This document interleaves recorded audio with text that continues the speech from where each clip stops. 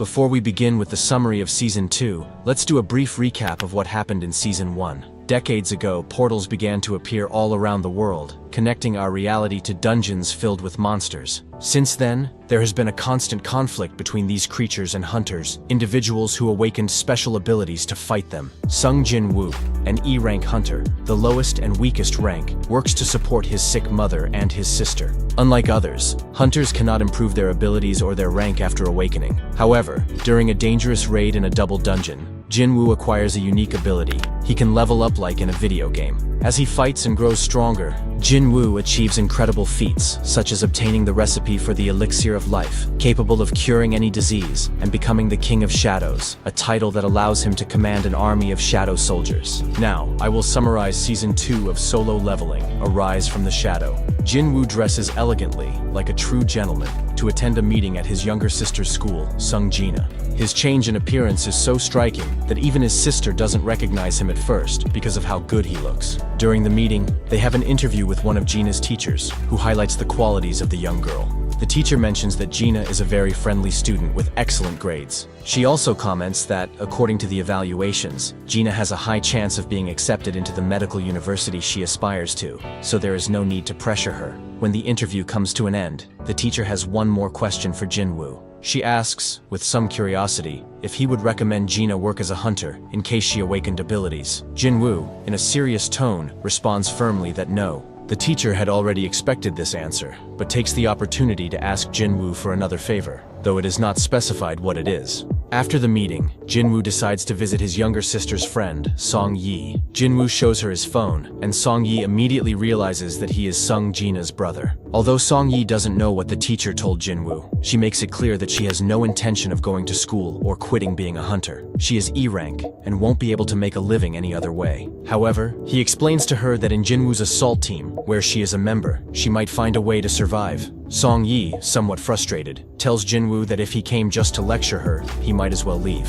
She also reminds him that he is also E-rank. However, Jinwoo is not there to give her lessons, but for another reason. On the other hand, the S-rank hunter, Hwang Dong-soo, has finally arrived in Korea. Upon his arrival, he is welcomed by Woo Jinchul, a manager from the association. However, Dong-soo feels no appreciation for the country and makes it clear that he won't stay long. He tells Jinchul not to worry about it. Intrigued, Jinchul asks if his return to the homeland he abandoned is related to two particular people. Dong-soo, with an indifferent attitude, responds that Jinchul shouldn't ask questions if he already knows the answer. He then adds that the supervision team should look the other way, as he plans to do as he pleases with those people in a dungeon, starting with the E rank and then moving on to the D rank. Finally, Dong-soo challenges Jinchul, asking if he intends to stop him. Jinchul responds that he is just fulfilling his mission.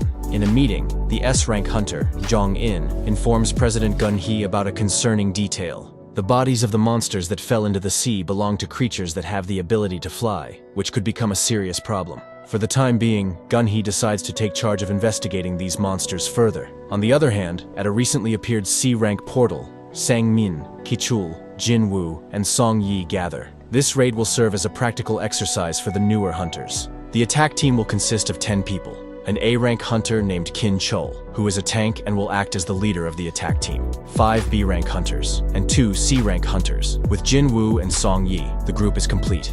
Jinwoo observes the team's composition and hoped that this experience would allow Song Yi to face the harsh reality and reflect. However, he notices that the team is too strong, and he doesn't want them to complete the raid too easily. Ki-chul asks Jinwoo to limit himself to observing so that the new hunters can participate, and Jinwoo agrees to that. The team enters the portal, but something doesn't seem right. Jinwoo senses that something strange is happening and realizes that the C-rank portal has transformed into a red portal, which represents an extreme danger. Immediately, Jinwoo tells Sangmin and Ki-chul to alert the main attack team about the situation. The news quickly reaches the S-rank hunter, Baek Yoonho, who receives a call informing him of the problem. Without hesitation, Yoonho decides to head to the location to deal with the threat. The hunters find themselves in a snowy place. Unlike regular portals, entering a red portal means losing all contact with the outside world. There are only 2 ways to exit: by defeating the dungeon's boss or by finding a breach. Help cannot be provided from the outside. Furthermore, red portals are filled with monsters more powerful than expected. Suddenly, the hunters are attacked by arrows shot by the ice elves. Jinwoo protects Song Yi from the attack, Since the elves are at a great distance, it's difficult to notice their presence. Jinwoo analyzes the situation and concludes that the ice elves attacked the two weakest hunters. 2 months ago, he himself would have been one of those targets. Song Yi asks him what those elves are. Jinwoo explains that the ice elves are cruel and ruthless, known among hunters as white demons. The red portal is classified as B rank or higher. Kim, the A rank hunter and the highest ranked member of the group, takes the lead. He decides that, to increase their chances of survival, they should split into 2 groups. He argues that staying together in the same place could lead them to freeze or be killed by the monsters. Kim promises that those who accompany him will survive, but he states that he will not take any C rank or lower hunters with him, as he cannot carry them. Kim explains that one day inside the portal is equivalent to 1 hour outside, meaning they could be trapped for months. For him, leaving the weaker hunters behind is the only way to free the group of unnecessary burdens. He also reminds them that if they defeat the dungeon's boss, they can return home. One hunter decides to stay with the group of lower-ranked hunters, where Jinwoo is. Her decision is based on the fact that Jinwoo was the one who detected the ice elf arrows, while Kim did not. She assumes that Jinwoo could be an A-rank hunter, or even higher. Kim takes the cleared path with his group, while Jinwoo's group heads into the forest. As they move forward, Kim's group finds bear claw marks from ice bears. Kim assumes that Jinwoo's group is doomed, as facing those monsters would be lethal. However, he wonders why there is a C-rank hunter and a B-rank hunter in that group, and why everyone seems to consider Jinwoo as their leader. Soon after, Kim's group encounters the ice bears and begins fighting them. On the other hand, Jinwoo's group also notices the ice bear marks, meaning they are in ice bear territory. However, Jinwoo decides that it is safer to go deeper into the forest, as facing the intelligent elves is more dangerous. The cold in the forest is intense, but Jinwoo uses his inventory to take out appropriate coats for everyone. This act surprises the other hunters, who do not understand how Jinwoo has access to something as unusual as interdimensional magic. Jinwoo tells Song Yi that since he brought her into the portal, he will take responsibility for her. Jinwoo then tells the others that they should not ask him anything or demand any explanations. Outside the portal, Hunter Baek Yoonho is present. Sungmin explains to Baek that Jinwoo is inside the red portal, though it has not yet been confirmed whether Jinwoo has had a second awakening. Shortly afterward, Dong-soo arrives at the location, and Baek asks him what he is doing there. Dong-soo responds that he has come for Jinwoo, but due to the red portal, he cannot reach him. Inside the portal, Jinwoo, after defeating several ice bears, realizes that red portals grant much more experience. Meanwhile, the group rests around a campfire, eating bear meat, and they notice that there are almost no bears left in the area. Despite this, they are still confused by the immense power that Jinwoo has demonstrated. On the other hand, Jinwoo continues to defeat the ice bears, but this time he does something new. He decides to test his new class by summoning his shadows, infantry, mages with powerful fire attacks, and finally, Igris. Jinwoo orders them to face the ice bears, but during the battle, his ability consumes a lot of mana. Then, the boss appears, a giant ice bear, who quickly eliminates the shadow soldiers. In response, Jinwoo orders Igris to face the boss. After several attacks, Igris easily defeats the boss with his sword. Jinwoo realizes that if Igris had used his sword from the beginning in the confrontation, he would have undoubtedly lost. He even thinks that he might still be weaker than Igris. In the end, Jinwoo congratulates Igris for his excellent work. Meanwhile, the group led by Kim has been massacred by the ice elves. Terrified by the situation, Kim decides to flee from the area. Meanwhile, the leader of the ice elves lurks in the shadows. Jinwoo, after finishing the confrontation, extracts the shadows from the defeated ice bears. 3 hours have passed when the red portal appears, which means about 3 days have passed inside. Dong-soo believes that Jinwoo must be dead inside the portal, and decides to leave, but he has some doubts. Jinwoo is not from the Byakko Guild, so Dong-soo wonders how he was able to enter with Baek's team. Sangmin responds that Jinwoo is an acquaintance of his. Sangmin brought Jinwoo because he wanted to see a C-rank raid. Suddenly, Dong-soo attacks Sangmin, commenting that he has always been good at sniffing out interesting things. Baek Yoonho grabs Dong-soo's arm, telling him to let go of Sangmin. Furious, Dong-soo tells Baek that he is a nobody who acts big in a tiny country. This enrages Baek. Sangmin, worried, says that they need to stop them. They need to avoid a fight between S-ranks. The 2 S-rank hunters prepare and begin to fight. Meanwhile, inside the red portal, Kim is walking through the forest and finds the defeated ice bears. Upon seeing this, Kim thinks that it was either the E-rank group or the white demons. Afterwards, outside the portal, Jinchul stops the fight between the S-ranks, thanking them for holding back at the last moment to avoid breaking their arms. Jinchul tells Dongsu that he doesn't know what he suspects, but after examining Jinwoo 2 months ago, he concluded without a doubt that he is E rank, and Hwang Dong-suk died fighting the monsters. That concluded his supervision. Dongsu tells them that this story is a lie.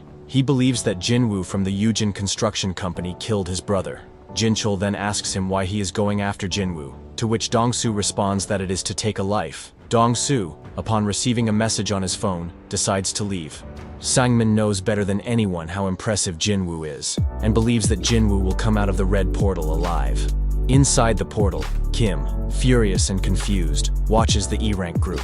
They have coats, blankets, a tent, and food. Upon seeing this, Kim understands what is happening. Enraged, he shouts at them, saying that the members of his team died because they didn't have any equipment or supplies. He demands to know who hoarded the supplies and led them to their deaths. Kim, noticing the presence of the B-rank hunter, Heejin, assumes that she knew what was going on from the start, which is why she joined them. He warns them that if they are covering up the culprit, they are accomplices, and gives them 3 seconds to confess. As he counts, Kim is convinced that Jinwoo is the one responsible. When he reaches 3, Jinwoo suddenly appears, attacks him, and throws him far away from the area. He asks him, "Who are you saying led the others to their death?" Kim brings in some camouflaged visitors, and Jinwoo orders them to reveal themselves. They turn out to be the Ice Elves. The leader of the elves comments that among the humans, there is one useful one, referring to the rest as trash.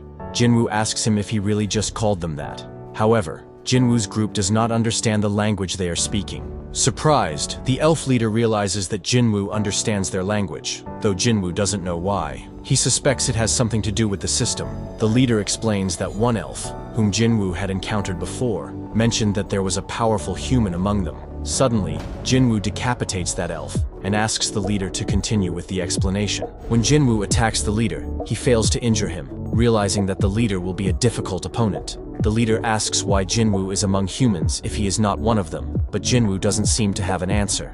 At that moment, the Ice Elves hear a voice ordering them to kill the humans, but Jinwoo does not perceive it. The elves deduce that it could be because Jinwoo is a player. The leader offers a deal. If Jinwoo hands over the humans in his group, they will leave him alone. Jinwoo asks why they are fighting humans, but just as the leader tries to respond, something interferes, and Jinwoo cannot understand it. When Jinwoo refuses to accept the deal, the leader points out that they are at a numerical disadvantage, but Jinwoo asks him if he truly believes that he is alone. At that moment, Jinwoo's shadow soldiers appear, including the Ice Bears. This is how a fierce battle begins between Jinwoo's shadow army and the forces of the Ice Elf leader. The Ice Elves try to shoot arrows at Jinwoo's group while fleeing from the confrontation, but Jinwoo intervenes and eliminates the attackers. During the process, Jinwoo realizes that the elves need magic to regenerate, but their mana is running out, and the enemy boss, named Baruka, is stronger than him. The shadow soldiers won't be enough to defeat him, so Jinwoo needs a more powerful strategy. Baruka, the leader of the Ice Elves, presents himself to Jinwoo. After exchanging names, the battle begins. Jinwoo struggles to injure Baruka due to his superior strength. However, Jinwoo's shadow mages manage to launch a massive fireball that hits Baruka.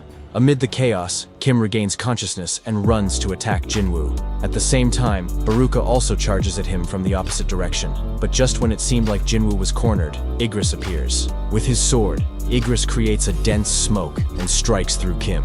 Kim grows frustrated upon realizing that Jinwoo had anticipated everything from the beginning. Jinwoo extracts Kim's shadow and turns him into a shadow soldier, naming him Iron. Meanwhile, Baruka faces off against Iron. The battle is so impressive that Jinwoo's group watches in disbelief, as they had never witnessed anything like this. Igris, Jinwoo, and Iron join forces against Baruka. While Iron keeps him distracted, Jinwoo takes the opportunity to strike, avoiding a fatal blow from the enemy leader. Shortly after, Baruka's army is completely annihilated by Jinwoo's shadow army. Enraged, Baruka decides to confront Jinwoo directly, convinced that if he eliminates him, the entire shadow army will fall. However, Jinwoo uses his ability to throw his weapon, retrieving it with his hand, and destroying Baruka's weapon in the process. Jinwoo orders Iron to immobilize Baruka while the mages attack him with fire, leaving him frustrated. Taking advantage of the moment, Jinwoo undoes his concealment and tells the leader that it's over. Finally, Iron delivers the finishing blow, defeating Baruka. With the leader defeated, the portal to leave the area appears. But before leaving, Jinwoo decides to try one last thing. The portal turns blue and Jinwoo's group appears, leaving Bai confused because Kim and other hunters from his guild are not with them.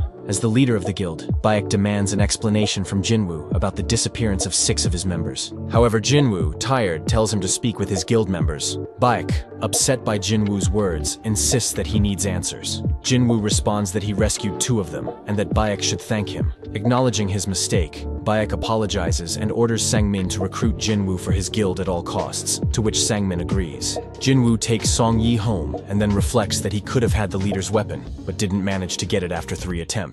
Jinwoo thinks this is a waste of time, but remembers it's not, because if he was able to extract Kim's shadow and create iron, it's not a loss. The next day, Jinwoo, Song Yi, and Jinho are on their way for a mission.